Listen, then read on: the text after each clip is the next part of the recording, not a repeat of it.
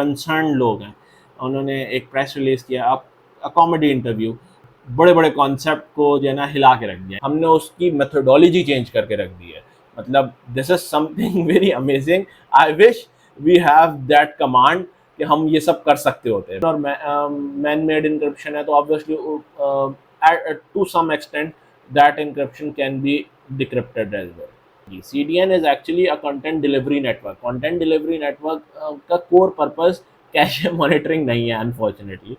VPN के through access कर रहा है तो वो CDN को बाईपास करके चला जाए, नहीं, वो जाएगा CDN के अंदर से। अब उनमें से पास होके जाता है तो इनक्रिप्टेड डेटा साइज भी एक्चुअली वही होता है जो नॉर्मल डेटा साइज होता है। तो ऐसा नहीं है कि उस कोई वो बहुत हैवी डेटा जा रहा है। इतनी गलत चीज़ें प्रोवाइड की जा रही हैं और अनफॉर्चुनेटली हम उनको क्वेश्चन नहीं कर पा रहे क्योंकि हम खुद नॉन टेक्निकल लोग हैं। ठीक है, यूजर को VPN क्यों एक्सेस करना पड़ रहा है, मतलब उसके पास नॉर्मल व्हाट्सएप क्यों नहीं चल रहा।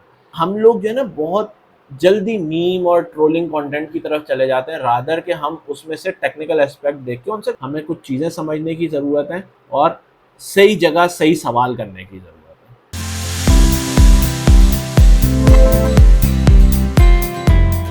Hello, Assalamu alaikum. This is Sayyid Saad bin Musharraf with this channel once again.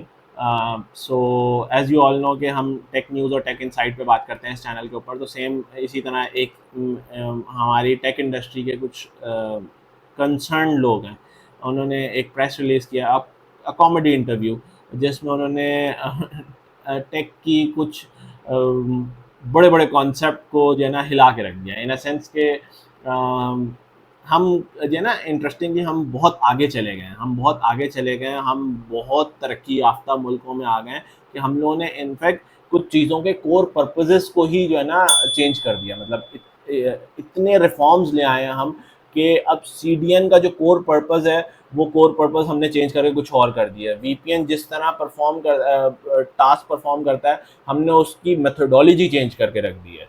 मतलब this is something very amazing. I wish we have that command कि हम ये सब कर सकते होते हैं, but unfortunately we all know कि ऐसा कुछ होने नहीं लगा। ठीक है, इतने रिफॉर्म हम लाने के उसमें नहीं है। तो खैर, before dissecting that interview I would love to share few thing कि एक्चुअली उन्होंने क्या क्या चीज़ें उसमें डिस्कस की। उन्होंने उसमें बात की है CDN, फायरवॉल और VPN की। ठीक है, तो first of all I would love to tell you कि एक्चुअली ये हैं क्या चीज़ें। फायरवॉल इज समथिंग कि firewall is a filter on a net और अ गेटवे, सही है, जो अलाउड डेटा ट्रांसफ़र होने देता है, बाकी को रिजेक्ट कर देता है, और अगर जो उसको इंस्ट्रक्शन मिलेंगी उसके हिसाब से वो डेटा ट्रांसफ़र होने देगा।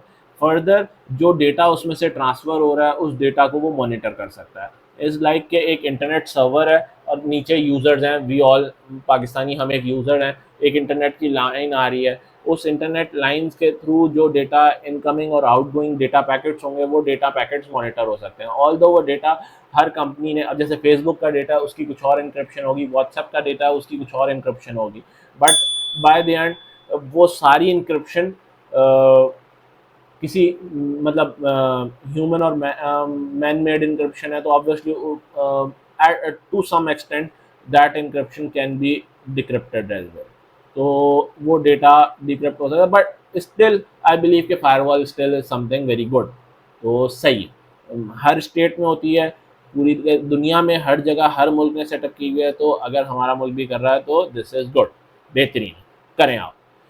लेकिन मसला कहाँ आता है? मसला ये आता है कि अब उन्होंने एक दूसरी बात की CDN की। CDN is actually a content delivery network. Content delivery network का कोर पर्पस कैशे मॉनिटरिंग नहीं है अनफॉर्चुनेटली।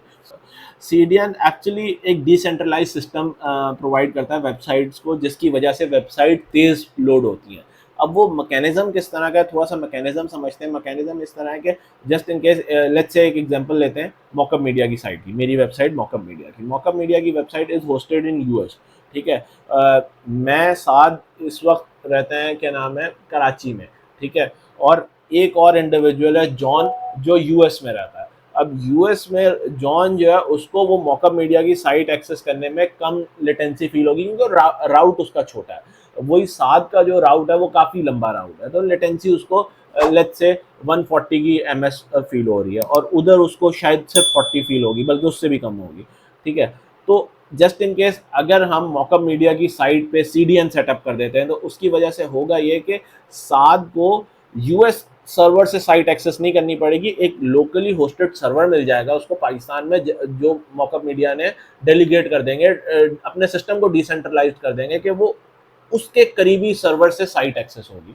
तो जिसकी वजह से साइट दोनों एंड पे, मतलब जॉन के पास यूएस में, साद के पास पाकिस्तान में एक्सेस होगी, तो दोनों के राउट्स छोटे हो जाएंगे।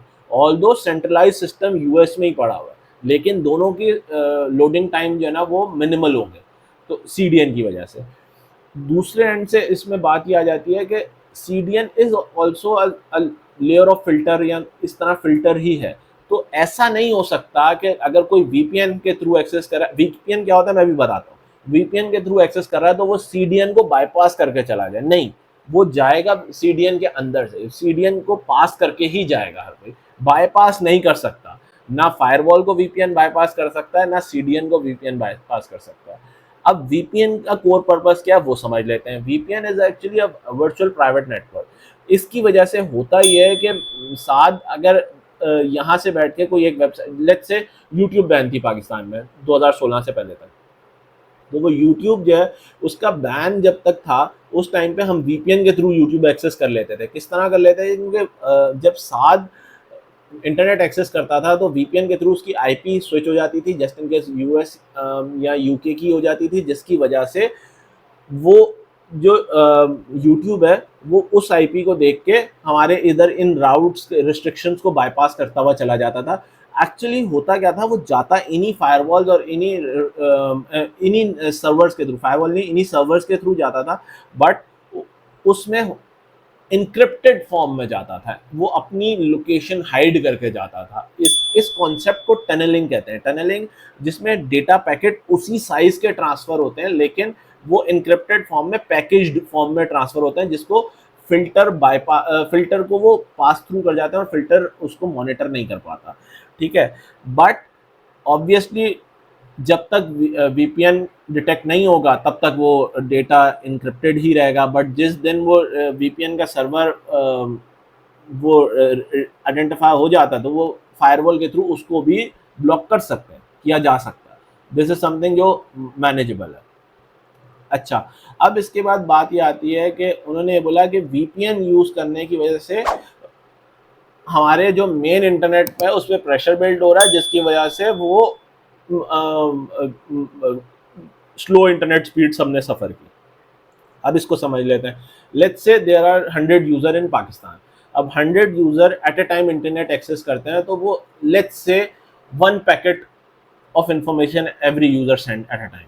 ठीक है, तो अब वो जब वो यूज़र इंटरनेट स्ट्राइक करेंगे तो वो उस फायरवॉल और उस सीडीएन से सपोज 100 पैकेट्स जाएंगे।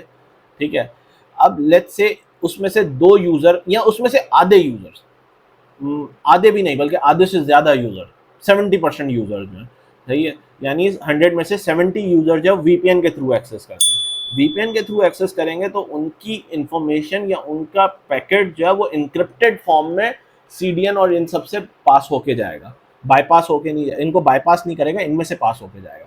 अब उनमें से पास होके जाता है तो इंक्रिप्टेड डेटा साइज भी एक्चुअली वही होता है जो नॉर्मल डेटा साइज होता है। तो ऐसा नहीं है कि उस कोई वो बहुत हैवी डेटा जा रहा है। अच्छा, एक चीज़ आप लोगों ने नोट की होगी कि जब भी हम वीपीएन के थ्रू कोई चीज़ एक्सेस करते हैं वो आपके पास नेट की स्पीड थोड़ी स्लो हो जाती है। मतलब जिस यूज़र ने वीपीएन सेटअप किया होता है, नॉर्मल इंटरनेट अगर सही चल रहा हो तो वो उसके पास स्पीड स्लो हो जाती है। उसकी वजह ये है कि दो दो प्रोसेसेस बढ़ जाते हैं, यानी पहले वो डेटा पहले इनक्रिप्ट होगा, फिर वो बाद में उधर डिक्रिप्ट होगा, और फिर जब वापस आएगा तो फिर इनक्रिप्ट वहां पर होगा और आपकी डिवाइस पे आके डिक्रिप्ट होगा। तो वो एक्चुअली सिर्फ उस यूजर के लिए जो वीपीएन यूज कर रहा होता है उसके ऊपर 10 से 15% का इम्पैक्ट आता है, उसकी स्पीड स्लो होती है। बट ऐसा कहीं नहीं है कि इस यूजर की वजह से बाकी सब यूजर्स का इंटरनेट स्लो हो जाए, ऐसा भी कहीं नहीं है। और ऐसा भी कहीं नहीं है कि वीपीएन की वजह से मतलब वीपीएन सीडीएन को बाईपास करके इंटरनेट एक्सेस कर ले, ऐसा भी नहीं है। वो जाएगा हमेशा एनक्रिप्टेड फॉर्म में सीडीएन के अंदर से। अब I would be concluding this with with something कि हम लोग जो है, हमें कितनी गलत चीज़ें प्रोवाइड की जा रही हैं और अनफॉर्चुनेटली हम उनको क्वेश्चन नहीं कर पा रहे क्योंकि हम खुद नॉन टेक्निकल लोग हैं।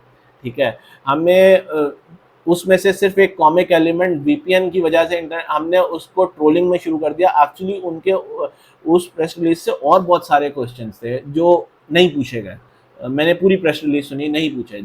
लेट्स से उसमें ये भी था कि आप को मतलब एक यूजर को वीपीएन क्यों एक्सेस करना पड़ रहा है, मतलब उसके पास नॉर्मल व्हाट्सएप क्यों नहीं चल रहा। मतलब व्हाट्सएप चलना चाहिए ना उसके पास, मतलब जस्ट इन केस अगर व्हाट्सएप की सर्वर से कोई मसला है तो फिर राउंड द ग्लोब वो मसला होना चाहिए। मसला सिर्फ पाकिस्तान के अंदर है, इंटरनली मसला है, तो फिर वीपीएन क्यों सेटअप किया जा रहा है। अब आप ये जस्टिफाई कर दें, ये क्वेश्चन नहीं हुआ उधर अनफॉर्चुनेटली। हम लोग जो है ना बहुत जल्दी मीम और ट्रोलिंग कंटेंट की तरफ चले जाते हैं, रादर के हम उसमें से टेक्निकल एस्पेक्ट देख के उनसे क्वेश्चन करें। उन्होंने जो कुछ चीज़ें थी ना जिनको वो छुपा, उन्होंने क्विकली रैप अप करके वो एक डिफरेंट सीडीएन की तरफ सबको लगा दिया। So simply I would say here के यहाँ पर हमें कुछ चीज़ें समझने की ज़रूरत है और सही जगह सही सवाल करने की ज़रूरत है। That was all from my side. Thank you for listening. And if you like the content or you expect similar videos from me, so please do subscribe. Thumbs up. Thank you.